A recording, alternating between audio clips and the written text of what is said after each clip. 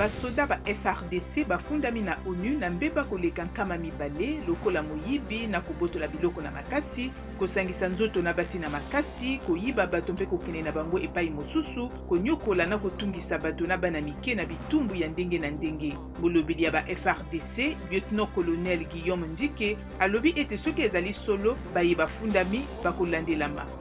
Parc national ya Virunga elobi ete mikomboso mibale Tumaini na Ziadi baboti bana mikomboso moko ya mwasi na moko ya mobali. Libota na bango ekomi na mikomboso ntuku mine na mwambe.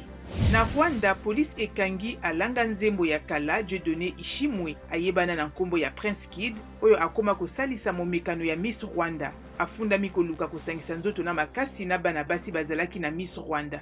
Armée ya Ukraine endimi ete basoda ya Russie bazali kopusana na kokota na Est. Basi babotoli bamboka ebele na bituka bya Kharkiv na Donbass.